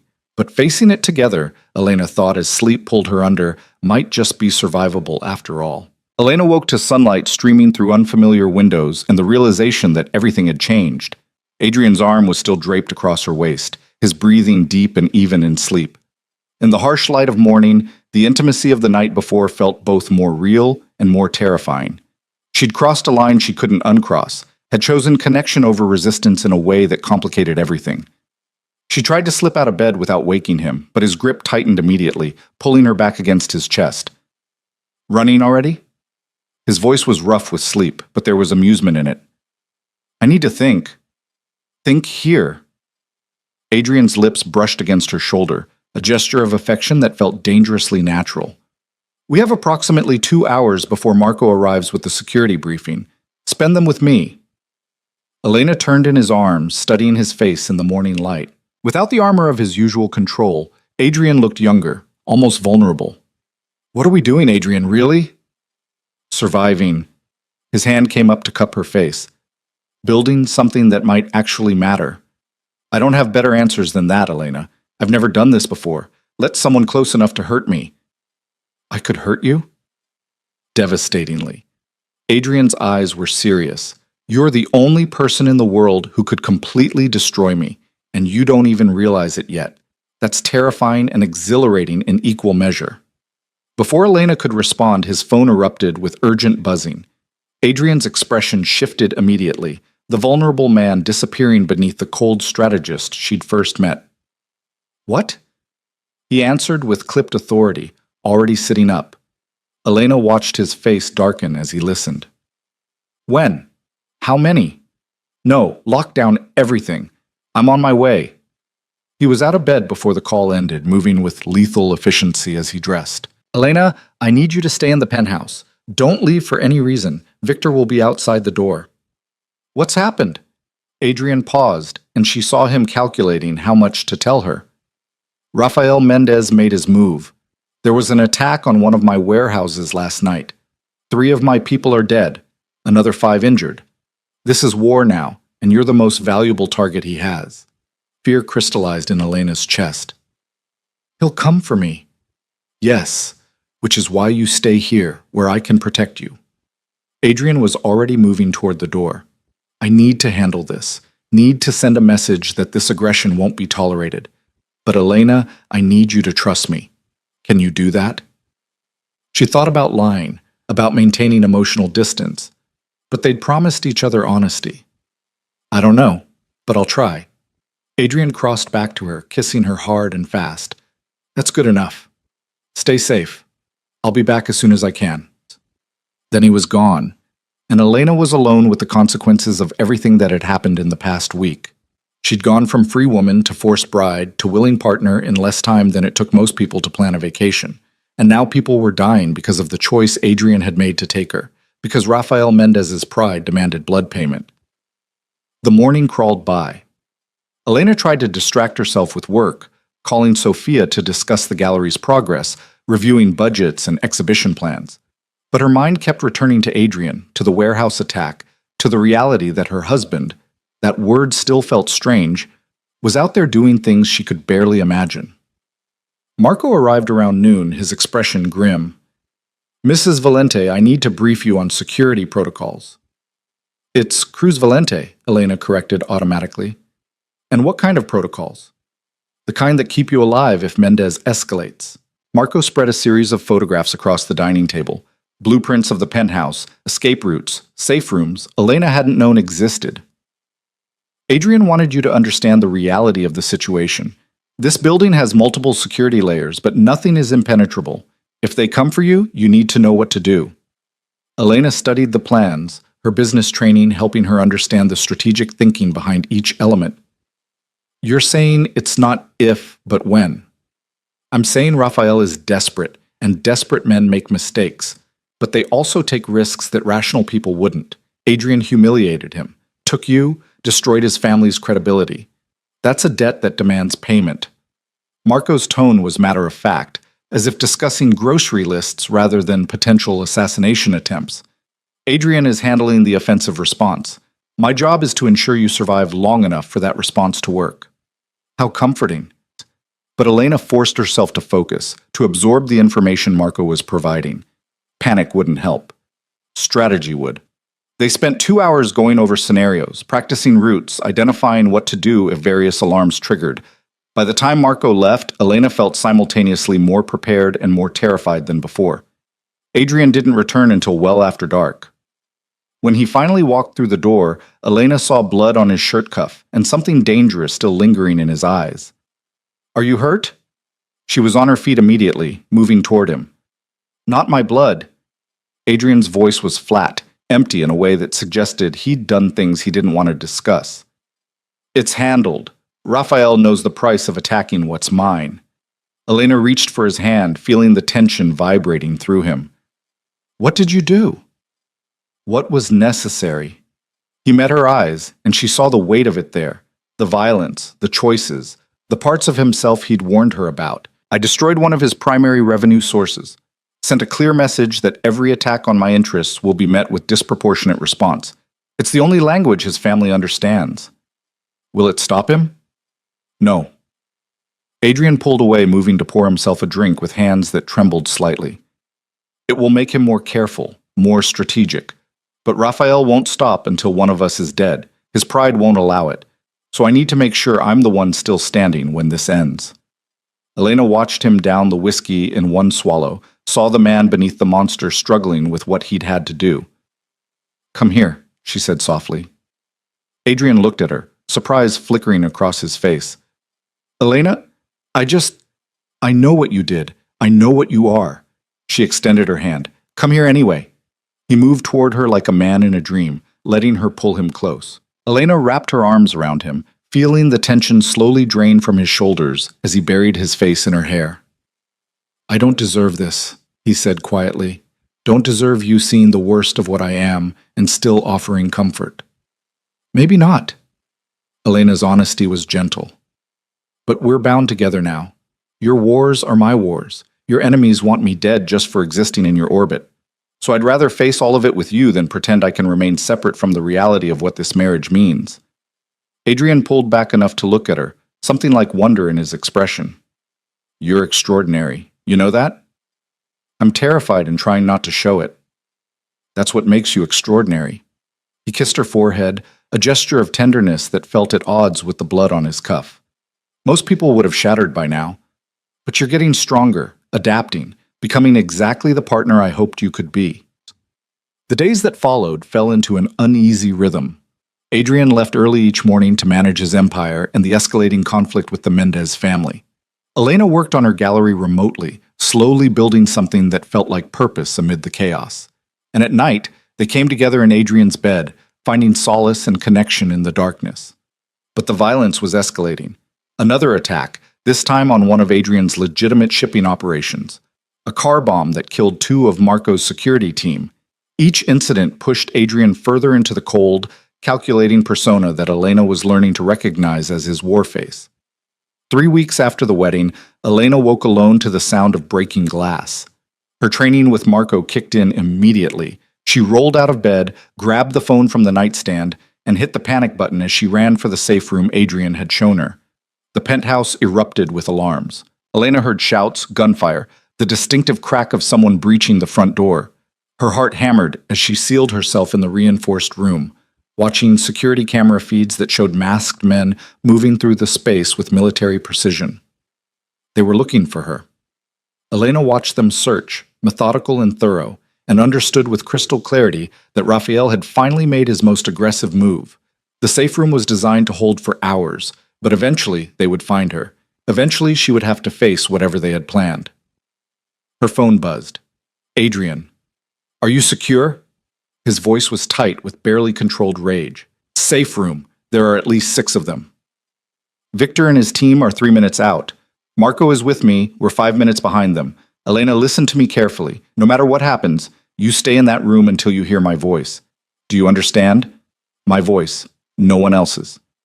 Adrian, promise me. The desperation in his tone cut through her fear. Promise me you won't take risks. I can't lose you. Not now. Not after everything. I promise. Elena watched the feeds as the intruders moved closer to the safe room's location. But Adrian, if they breach the door, they won't live long enough to touch you. The absolute certainty in his voice should have been frightening, but instead, Elena found it comforting. 3 minutes, Elena. Just hold on for 3 minutes. The line went dead. Elena watched the feeds, counting seconds, watching masked men search with increasing frustration. One of them started examining the library wall where the safe room entrance was concealed. She saw him find the seam, saw him signal to the others. Then Victor's team arrived like a violent storm. The camera feed showed the kind of choreographed brutality that spoke to extensive training and zero hesitation. The masked intruders never stood a chance. Within 90 seconds, 4 were dead, 1 was wounded and pinned, and the last was running for an exit that Victor blocked with casual efficiency. Mrs. Valente, Victor's voice came through the safe room intercom. It's clear. Mr. Valente is 30 seconds out. You can open the door. Elena's hands shook as she entered the code, but she forced herself to remain calm. The door swung open to reveal Victor, blood spattered across his tactical gear, holding a weapon with professional ease. Are you hurt? He asked. No, I'm fine. Elena stepped out into the library, trying not to look at the bodies visible through the doorway. The one you captured, can he tell us who sent them? Victor's smile was grim. He'll tell us everything we want to know. Whether he survives the telling is another question. Then Adrian was there, bursting through the penthouse entrance with Marco and additional security. His eyes found Elena immediately, and she saw naked relief wash over his face before the mask slammed back down. Clear the bodies, he ordered, never breaking eye contact with Elena. Secure the prisoner. I want to know everything. Who planned this? Who funded it? Every detail. And then I want Rafael Mendez's location. Marco started coordinating the cleanup, but Adrian moved straight to Elena, his hands framing her face as he searched for injuries.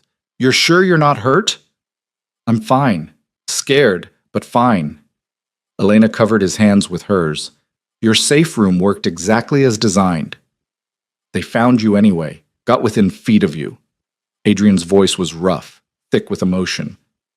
That's unacceptable. I'm ending this, Elena. Tonight. Raphael wanted war, and I'm going to give him exactly that. Adrian, wait. No. He pulled her close, holding her with a desperation that spoke volumes. I won't wait while someone tries to take you from me. I won't live in a world where every morning I wake up wondering if you'll survive the day. This ends now. Elena understood then what he was planning. Not just retaliation, but complete elimination. Adrian was going to kill Rafael Mendez, probably Carlos and Diego too, anyone in their family who posed a threat. It was the logical response in his world, the only way to ensure permanent safety. Then I'm coming with you, she said. Adrian pulled back, shock clear on his face. Absolutely not. You don't get to make that decision for me. Elena's voice was steady, despite her racing heart. If you're ending this, if you're going to do something that fundamentally changes who you are, I need to be there. I need to witness it, understand it, so I can live with the man who comes back. Elena, what I'm about to do? I know what you're about to do, and I'm choosing to stand with you anyway. She met his eyes, letting him see her certainty. We're partners, Adrian. You don't get to protect me from the reality of what that means. Not anymore. Adrian stared at her for a long moment, something like pain and pride warring in his expression. Finally, he nodded. You stay with Marco. You don't engage. You observe only. Agreed? Agreed. What followed was 2 hours of preparation that felt like entering a different world. Adrian's team assembled with military precision, weapons checked, positions assigned, contingencies planned for every scenario. Elena watched her husband transform into something she'd only glimpsed before, a commander who inspired absolute loyalty and fear in equal measure. The prisoner broke within 30 minutes of interrogation. Elena didn't watch that part, didn't need to see what methods Adrian employed to extract information, but she heard the results. Raphael was at a warehouse in Queens meeting with allies to plan the next phase of his campaign. He thought he was safe, protected by numbers, and the assumption that Adrian would be too busy defending his own territory to mount an offensive. He was wrong. The convoy that left the penthouse consisted of 4 vehicles, heavily armed, moving through New York with the confidence of people who owned the night. Elena rode with Marco, watching Adrian in the lead vehicle through tinted windows. She should have been terrified, should have been questioning every choice that had led to this moment. Instead, she felt strangely calm, as if she'd finally stopped fighting reality and accepted the truth of who she'd become. The warehouse was in an industrial area, isolated and defensible. Elena watched through night vision equipment as Adrian's team moved into position, surrounding the building with practiced efficiency. Raphael had perhaps 20 men inside. Adrian had brought 30, better trained and infinitely more motivated. Last chance to stay in the vehicle, Marco said quietly. No? Elena's jaw was set. I need to see this. Marco handed her a Kevlar vest and earpiece. Then you stay behind me. Always. If shooting starts, you hit the ground. Understood? Elena nodded, pulling on the vest with hands that were steadier than she expected. When they exited the vehicle, the night air was cold against her face, carrying the scent of oil and rust and impending violence. Adrian appeared beside her, his expression carved from stone. You don't have to do this. Yes, I do. Elena reached for his hand, squeezing once. End it, Adrian. End it so we can actually live. Something shifted in his eyes. Acceptance, maybe. Or understanding that Elena was choosing to be his true partner in every sense. He kissed her hard, tasting of violence and desperate hope, then released her to Marco's protection. Move in, Adrian ordered into his radio. What happened next was brutally efficient. Adrian's team breached the warehouse from multiple points, overwhelming Raphael's people with superior tactics and firepower. Elena heard gunfire, shouting, the distinctive sounds of close combat. Marco kept her back, positioned behind cover where she could see but not be seen. The fight lasted less than 10 minutes. Raphael's people were criminals, enforcers, dangerous men who knew violence. But Adrian's team were professionals, trained by military experience and loyal beyond question. The outcome was never really in doubt. When the shooting stopped, Adrian emerged from the warehouse dragging Rafael Mendez by the collar. The man was bleeding from multiple wounds, his face a mask of rage and pain.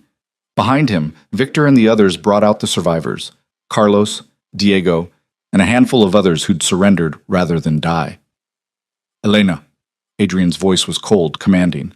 Come here. She moved forward on legs that felt disconnected from her body, aware that everyone was watching, that this moment would define something fundamental about her role in Adrian's world. Raphael's eyes found hers, and she saw the hatred there, the humiliation of being defeated while she watched. You chose wrong, he spat, blood flecking his lips. He's a monster. You'll learn that eventually. I already know what he is. Elena's voice was steady, clear. And I chose him anyway. You lost, Raphael. Not because Adrian was stronger or smarter, but because you made this personal. You let pride override strategy, and that's why you're bleeding on your knees while I'm standing free. Adrian's hand found the small of her back, a gesture of possession and approval both. You have one chance to end this, he told Raphael. Swear an oath, binding your family to peace with mine. Accept permanent subordination to Valente interests. Or die here tonight, along with everyone who followed you into this stupidity. Raphael's face twisted with rage. I'll never... Carlos's voice cut through the night. We accept. Raphael's head whipped around. Uncle, you can't... I can, and I am. Carlos's tone was weary, defeated. You did this, Rafael. Your pride, your need for revenge. Look at what it cost us. Look at our people dead because you couldn't accept reality. He turned to Adrian. We swear the oath. The Mendez family acknowledges Valente supremacy. This war is over. Adrian studied Carlos for a long moment, assessing truth and sincerity. The oath is binding for 3 generations. Any violation, any hint of treachery, and I don't just kill the responsible party, I eliminate the entire bloodline. Do you understand what you're agreeing to? I understand. Carlos met Adrian's eyes without flinching. We were wrong to betray you. We're lucky you're offering terms at all. I'm offering terms because my wife asked me to end this, not extend it into permanent vendetta. Adrian's voice was cold. You have Elena to thank for your lives. Remember that the next time you consider any action against Valente interests. The oath-taking was formal, ritualistic, the kind of ceremony that meant everything in their world. Carlos spoke the words that bound his family to Adrian's, effectively ending Mendez independence in exchange for survival. Rafael refused to participate, was forced to his knees and held there while his uncle surrendered everything he'd fought for. When it was done, Adrian gave a single nod. Take them. Medical treatment for those who need it, then escort them out of my territory. I don't want to see Mendez faces in New York again. Victor's team moved to comply, hauling away the defeated remnants of Rafael's rebellion. But Rafael himself didn't move, stayed on his knees staring at Elena with something like comprehension dawning. You were never the prize, he said slowly. You were the weapon. He knew you'd be stronger than Maria, knew you'd stand with him instead of weakening him. That's why he chose you. Elena looked down at the man who'd wanted to own her, who'd seen her as property to be acquired. You're wrong. Adrian chose me because he recognized something in me that you never could, that I'm capable of choosing my own fate, even when all the options are terrible. I chose this marriage. I chose to fight beside him, and I'll choose to build something better from all this violence. You lost because you never understood that women can be partners instead of prizes. She turned away, done with Rafael Mendez and everything he represented. Adrian fell into step beside her, his hand finding hers in the darkness. That was quite a speech, he said quietly. It was the truth. Elena looked up at him, seeing the blood and exhaustion and relief warring in his expression. Is it really over? The immediate threat, yes. There will be other challenges, other enemies. But Rafael specifically? That's finished. You're safe now, Elena. As safe as anyone can be in our world. They drove back to the penthouse in silence, both processing what had happened. The sun was rising by the time they arrived, painting the city in shades of gold and pink that seemed too beautiful for the violence of the night. In Adrian's suite, Elena helped him out of blood-stained clothing, running water for a shower that they shared in wordless intimacy. Under the spray, she watched the physical evidence of the night wash away, but she knew the truth would remain. They'd crossed another line together, had stood united in violence, and emerged changed by it. Afterward, wrapped in towels and exhaustion, they collapsed into bed. Adrian pulled Elena against his chest, his heartbeat steady beneath her ear. I love you, he said quietly. I know I shouldn't, know it makes me vulnerable in ways I can't afford, but I do. I love you, Elena. Everything you are, everything you're becoming. I love that you chose to stand with me tonight. I love that you're strong enough to see me at my worst and not flinch. I love that you made me want something more than power and survival. Elena's breath caught. She'd known what she felt for Adrian was evolving, changing from resentment to understanding to something deeper. But hearing him say it first, hearing the vulnerability in his voice, crystallized everything she'd been afraid to acknowledge. I love you too, she said, the words feeling both impossible and inevitable. I don't know when it happened. Maybe that first night when you were honest about what you wanted from me. Maybe during our dinners when you showed me who you were beneath the monster. But Adrian, I love you. Not the man who bought me from my brothers, but the one who gave me space to choose who I wanted to become. Adrian's arms tightened around her. We're probably insane. Definitely insane. Elena smiled against his skin. Falling in love with the man who forced me into marriage, who exists in a world of violence I barely understand. But here we are anyway. Here we are, Adrian agreed. And Elena, I'm going to spend the rest of my life making sure you never regret choosing this.